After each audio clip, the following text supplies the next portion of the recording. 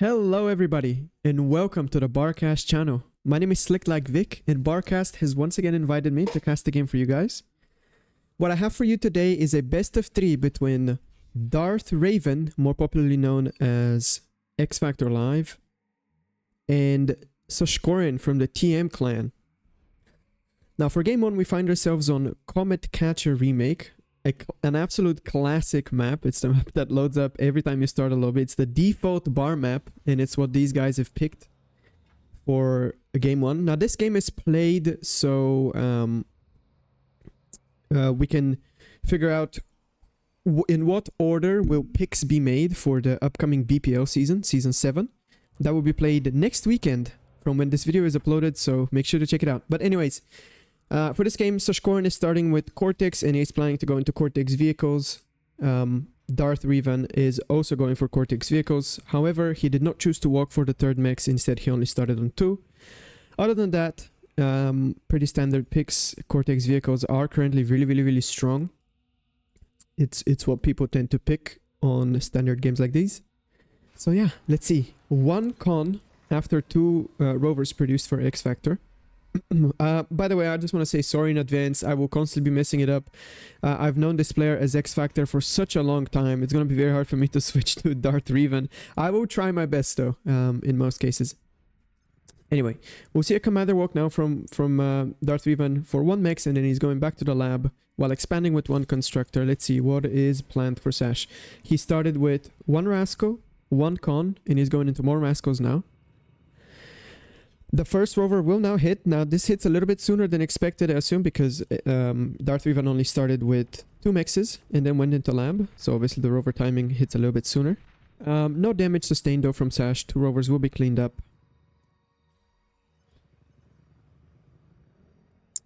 4 more rovers coming here on the right. No radar up yet for Sash, so he does not know about these rovers. Instead, sends his own rovers forward. Let's see if these can do any damage. Now, usually, a lot of players place a light laser tower here before walking to the third mix.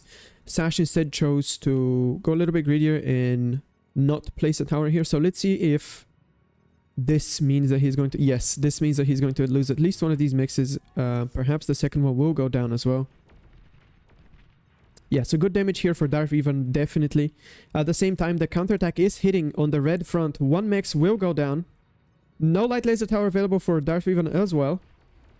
Mix is being closed here by Sash. So 1 mix, 1 mix down, 2 solars closed. Okay. So far, both players getting damage on the other side. It seems like some rascals are still off for Darth Raven. He's gonna snipe a radar and another mix. So 3 mixes down in total. Here for Sash. He needs to rebuild now. And it looks like he is planning to walk with his commander and expand forward. More scouts in the queue for both players still. Usually these maps always tend to go into medium tank versus media tank for a very long time. Medium tank just a very strong unit in the current meta, and with an open flat space like this, it tends to usually be king.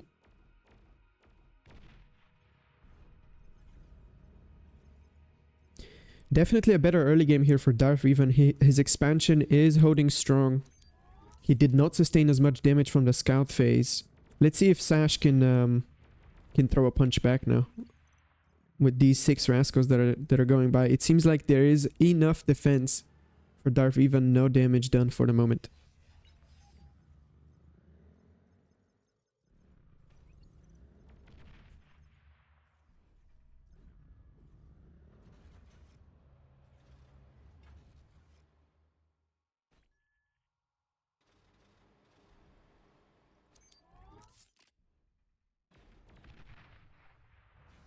Light laser tower here on these 2 mixes. Make sure to protect them from any sort of scout harass. Sash will need some bigger vehicles to be able to penetrate that position.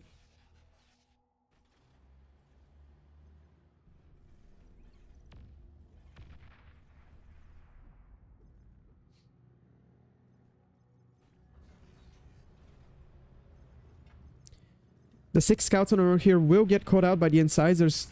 All of them go down except for one. One Masco here will slip into the backline. Will it find this light laser tower? Most likely.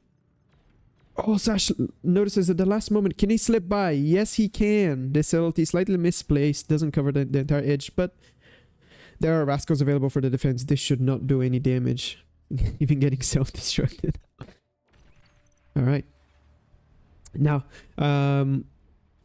it seems like Sashkorin has managed to catch up with the expansion. Let's see, what is the difference? One can expand and expanding with his commander, as opposed to XFactor, who is only expanding with 2 regular constructors. The army value heavily in favor of XFactor. He seems to have pumped out way more incisors and is now going for a counterattack. This definitely could be very, very scary. Basically an incisor attack happening on all 3 fronts. Sash needs to defend this to be able to get back into the game, that is for sure. Yeah, this is a lot of army right now. If this gets bowled up, they can go through any light laser tower defenses very, very easily. Sash has a radar in the area, so he sees the amount of units that are coming for him. At the same time, defending this engagement on the south needs to protect the con, and he knows that.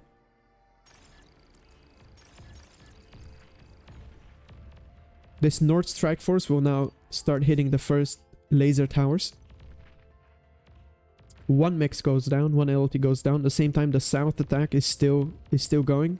It seems like Darth Revan is just going directly for the base. He has 9 incisors available, although AFKing his south 3 ones. And he's just going for the base. This could be very risky because if the attack fails, all of the reclaim from the corpses will be dropped exactly in the base of the opponent, where it's very easy to be reclaimed and turned into more units. And it looks like this attack does not actually get much damage. Darth Revan tries to go for the construction turrets, but so many constructors are huddled around it, so they protect it. No major damage done yet, but a lot of metal extractors go down for Sashkorin. The most northern strike force managed to take out a lot of extractors and is still going strong. It seems like these 7 incisors will now get into the backline, destroy this position. 3 metal extractors available here. This is a lot of damage, very hard to come back from. The self-D on the LT goes down. It manages to kill 2 incisors, still 5 available. Sashkorin is now in position, should be able to defend these 2 metal extractors just fine. But needs to rebuild everything very, very quickly.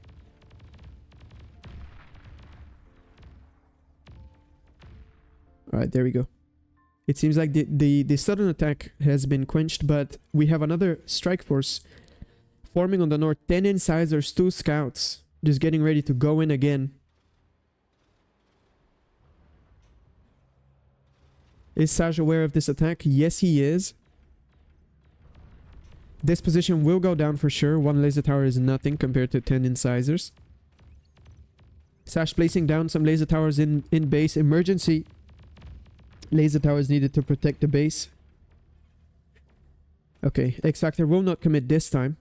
But these rovers managed to find their way back to these mexes. Oh my god, these mexes just keep going down all game and keep getting rebuilt for like the 3rd time. Oh my god, these spectator drawings. Yeah, this game is going live right now as we speak. I'm not the only one casting it, obviously. Another attack happening on the south. 8 incisors going into this position. Sashkorin has 6 incisors available for the defense. Self-D already queued on this LT. A tad bit too early, maybe. It's gonna go off. We'll kill 1 incisor, severely damage another. Now it's 7 versus 6, but 1 is bruised. At the same time, this previous attack from the north is now just cleaning up the entire expansion and going to meet up with reinforcements. This is looking very bad for blue. Yeah, the army value 25% in favor of XFactor. Darth Revan. The metal per second is more than double. The expansion is going very well. He has not sustained any damage. A lot of great things need to happen for Sashkorin to come back into this game.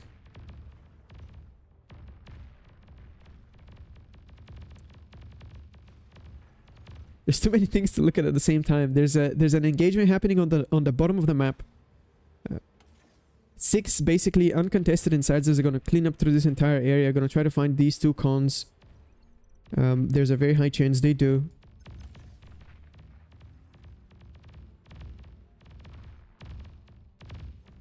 There you go. 1 con goes down.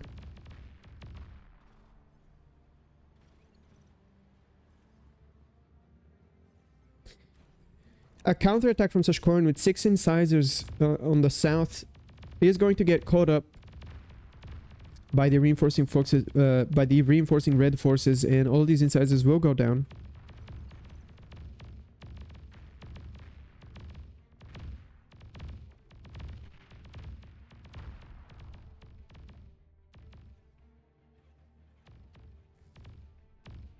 Just constant fighting. No peacetime whatsoever this game.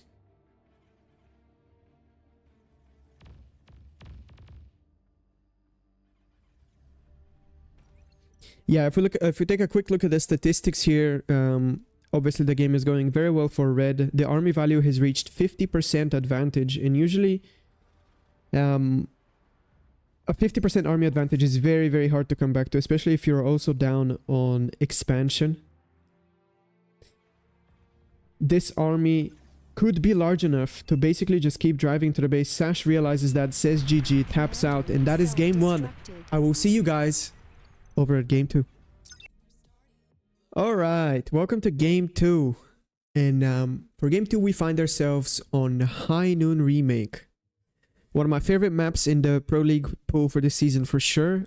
It's just so dynamic. You have the water, the geos. It always makes for a very good game. But before we proceed, I just want to say, guys, if you are enjoying this video so far and you like watching high-level 1v1 games, make sure to give the channel a subscribe. Make sure to slap a like on this video. It helps out a lot.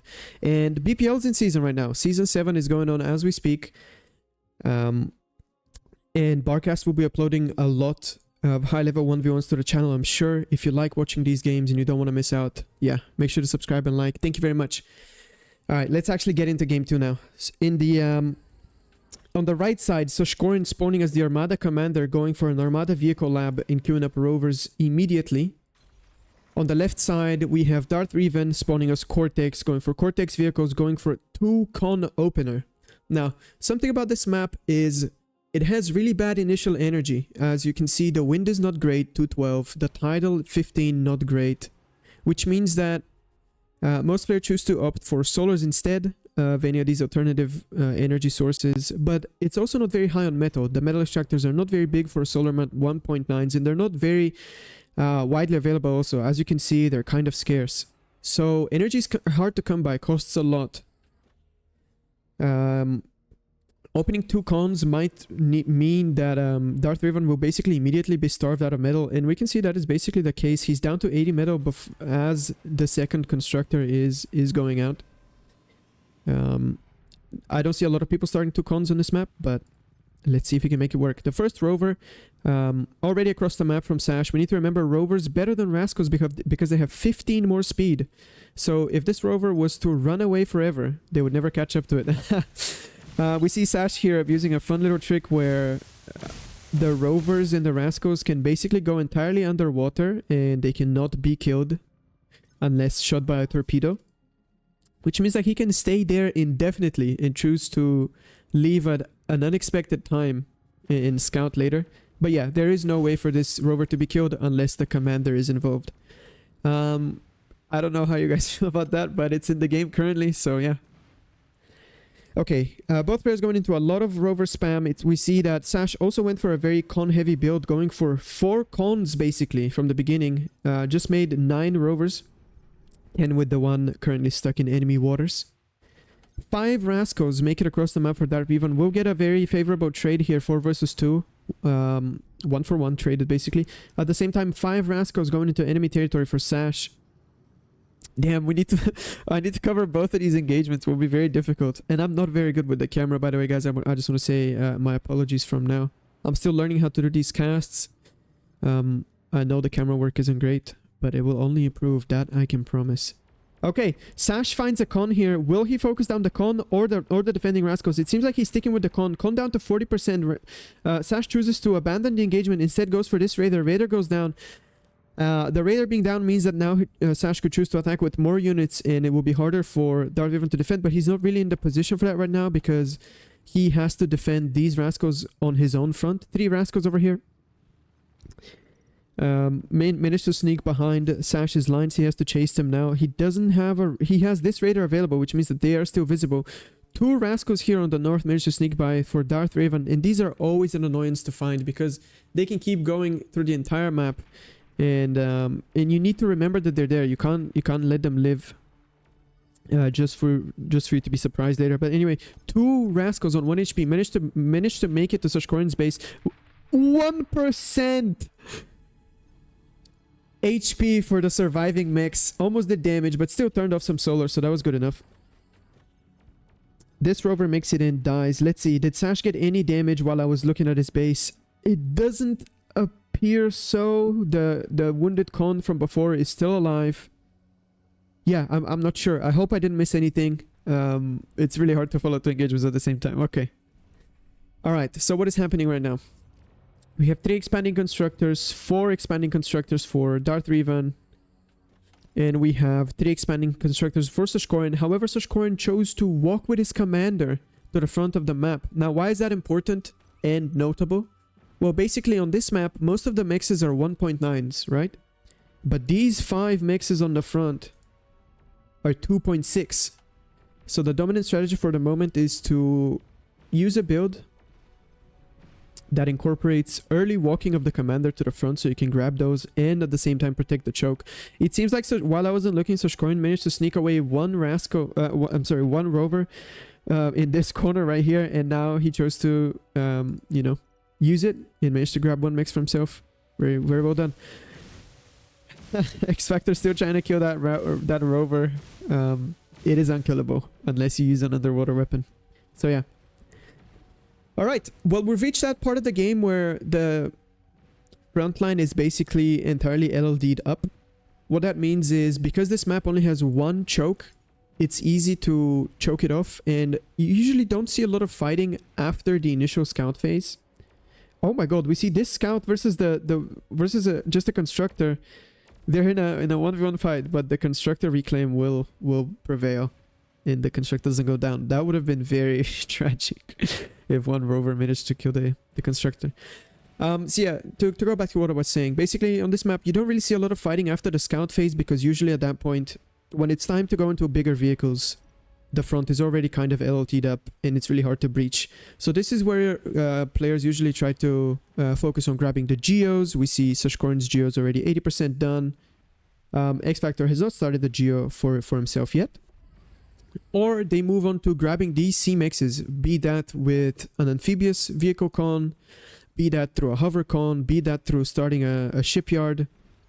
You can go many different routes. These island mixes right here are also 2.6s. Same goes for the other corner, obviously. So yeah, this is the quiet stage, but I don't think it's less interesting, because it's usually where people decide to go for their transitions. And we see over here, Sashkorin, after the geo is done, chooses to go for the very expensive hovers. Now that the geothermal power plant is online, he can comfortably afford those, and he's going to go 2 constructors, 1 sent each direction. We'll try to grab all of the C-mexes for himself.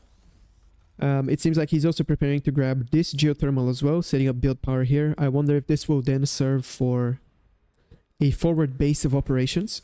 Let's take a look at the red player.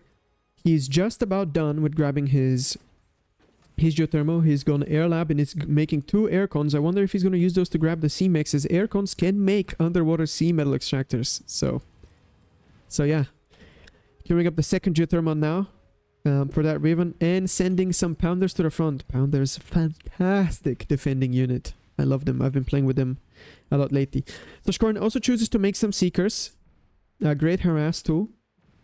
Seekers can go through many ramps on this map. This ramp, this ramp, this ramp, and also these 2 are all ramps where amphibious units can go. We see the first seeker attack now will hit the front. However, there are 2 light laser towers available for the defense already here. Seeker's not very good into light laser towers at all, but it seems like they will be able to grab this con. Yeah, this con will go down. This last seeker can hide between the con and the light laser tower and will get a nice snipe. Very nice snipe for Sashkorin. Sadly, this doesn't mean much damage because this expansion path is already claimed anyway. He's not really denying any further metal per se by killing this con, but still doesn't hurt, right? Alright, second geothermal now done for Sash. 95% basically. Already done for Darth for Dart Revan.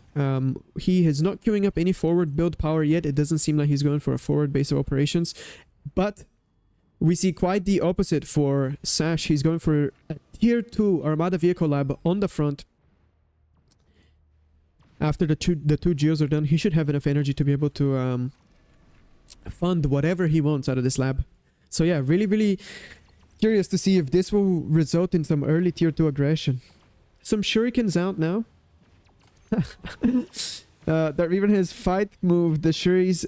I assume he tried to stop these seekers, but instead they got caught up attacking this rover that can never die. It's actually impressive. This rover has not done anything for the entire game, but so have these two defending rascals and this incisor. So this just existing has gotten so much value because the defending forces are forced to stay there, obviously. We see some shuriken freezing this hovercon who grabbed these big mexes on the island. Yeah, at the same time, a bomber coming across. One bomber will be able to clean up this expansion pad. Not if these fighters have something to say about that. The metal extractor doesn't even go down ever since the latest update, where metal extractors and constructors got buffed. Bombers now do not always one-shot metal extractors. It seems to be kind of luck-based. At the same time, we see these three seekers from earlier on the north side managed to make it on red land, but immediately got shurikened and killed off. Alright, where are we with the tier 2 now? Tier 2 Cortex vehicles at home for XFactorLive immediately queues up the AGO. On the other side, the AGO basically already completed the advanced geothermal. This is the best energy building in the game. It's the most efficient by far. It costs just a fraction of the metal cost of a fusion extractor, but makes more energy. So these are often game deciding in how quickly they go up. But they also have a large explosion when they get sniped. So they're usually game deciding in both ways. They either die and decide the game, or they either go up really fast, live, and decide the game that way. A scouting gremlin available for Sashkorin. These are invisible and stealthy units. They cannot get detected by radar. The only way to detect this if you have a countermeasure tier 2 building, which is basically like a radar just for these cloaked units, or if you bump into it. Three more. Oh, these are not seekers. These are crocodiles, actually. These are basically a hover stout. Managed to make it on Redland. They should not be much of a problem because the shuriken are still available for X-Factor. Dart Revan. 2 mexes go down. A third one will go down, maybe? No. 1 hit away. So yeah, 3 crocodile for 2 metal extractors and taking away some attention of Dart Revan. Is that worth it? I will let you guys decide in the comments. The gremlin does manage to sneak in. It seems like the rascals had to retreat to catch this hover assault, which means that they made way for the gremlin to sneak in without bumping into any of the defenses. And Sash now sees that there is no forward build power here and that there is no AGO, which I'm sure is very useful information considering that he is going for a 3 starlight push. At the same time, he made 7 platypus using a console. If you guys don't know, the console can make platypus and a lot of other very useful offensive tools. If he wanted to, he could choose to make even destroyers without a shipyard. Very handy stuff. The special thing about platypus, obviously, they have their own anti-air. So 7 platypus should be able to go in without being stunned by these shuriken. At the same time, we see X-Factor is going for a salamander attack of his own. Salamander are the tier 2 amphibious tank for Cortex. They're very, very good. 4 salamanders managed to make it in. I don't think Sashkorin sees any of that. Yes, he doesn't. The platypus don't have any sonar, so they cannot see the salamanders driving beneath them. Maybe if he sees any salamanders coming this way, like these, for example, he will know that this is coming. Yeah, it's very important to build defenses on this map, I think. This is my opinion. I think it's very important to build defenses on this ramp, so you don't have to deal with these amphibious raids all the time. Let's follow these platies and see what damage they can do. Oh, but at the same time, I see there's a bombing run. Okay, we have to see the bombing run. This is a bombing run of 9 bombers. Usually, I believe 11 bombers are required to one-shot an AGO. Is this going to work? Oh my god, this works! This bombing run one-shots the AGO, leaves Sashkorin's commander on 1 HP, deletes all of the build power and the tier 2 lab that was already available here.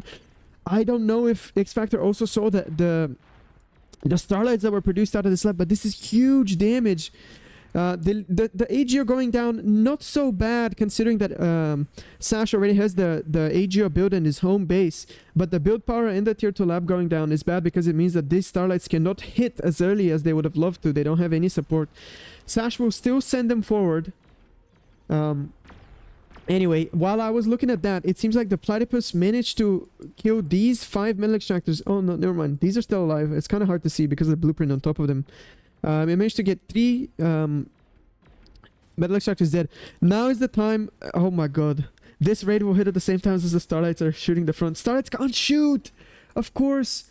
Sash can't shoot the Starlights. They don't have enough energy to shoot. So they're just looking at the defenses. At the same time, the Salamanders hit the base, but there is enough build power. That's actually really funny. It's only a light laser tower. It's not extremely powerful, but because there's so much build power, they can basically forever repair it, and the Salamanders cannot go. So instead, X-Factor sends them through this alternative ramp instead.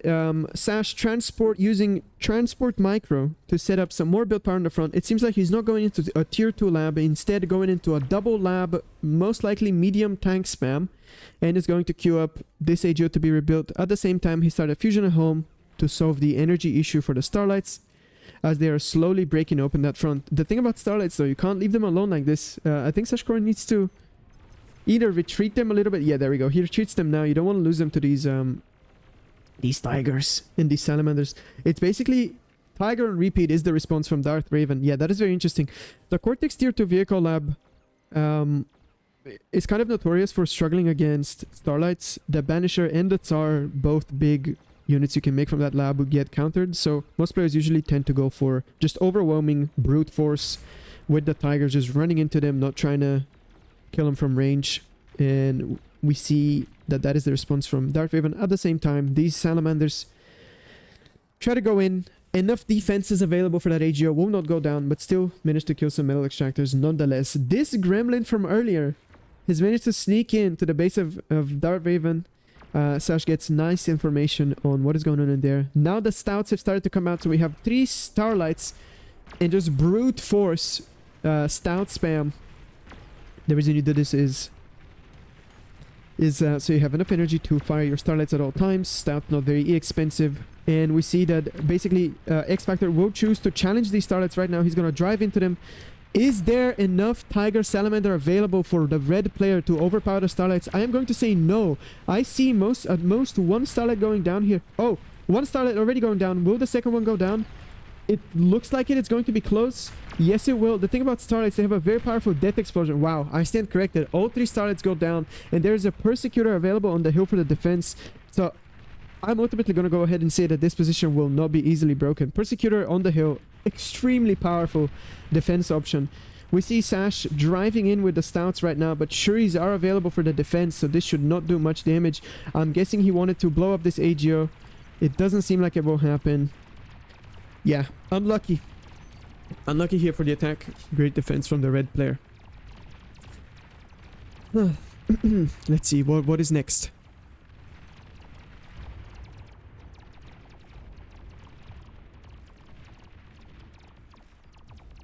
$6,000 reclaim on the ground available on the red side of the map. Should be fairly easy to grab. Oh my god, this Persecutor is killing so many allied grunts. Kind of crazy. Still Stout on repeat for Sash. He's now up to 4,000 energy per second. On the other side, Darth Raven up to 5,000 energy per second. The stats are looking somewhat red. Let's compare the tier 2 metal extractor situation. 19 metal extractors available for Darth Raven versus 16 metal extractors available for Sash. So Sash not terribly behind considering that early bombing run. But this 5,000 metal on the ground is for sure going to be a problem. It seems like Darth Raven has chosen to resurrect all of these units. We'll resurrect a bunch of Starlights, Stouts, and Tigers. And we'll most likely go for a counterattack. A tier 2 vehicle lab gets placed down again by Sash. Let's see what will be the unit of choice. Yeah, it's actually kind of tricky. Apart from the Starlight, this lab doesn't really have that many unit options as of late. The units in this lab got nerfed pretty severely not so long ago. The Jaguar received a pretty hefty nerf. The Bull was slowed down by 5 speed, and it's not been a very popular option since then. It's only kind of the Starlight that's available. Tier 2 Con goes out. Most likely will be used to build some Tier 2 defenses. Sash knows that a counterattack is coming soon. Let's see, what does he see on radar? Yeah, he sees so many radar dots. He sees the reclaim from the ground slowly disappearing. But basically, while we're waiting for this attack to happen, when we zoom out, the big picture, it seems like Sash has been controlling most of the C-Mexes. When two C-Mexes are built like this on one spot, first of all, they don't see each other. They don't have sonar. I believe the Mex that was placed first is the one producing. The other one is only sucking down energy, not producing anything. A Pulsar is the option chosen for Sashkorin. He now knows that both of his Starlights were resurrected. Pulsar, very, very powerful defense. However, there's so much stuff.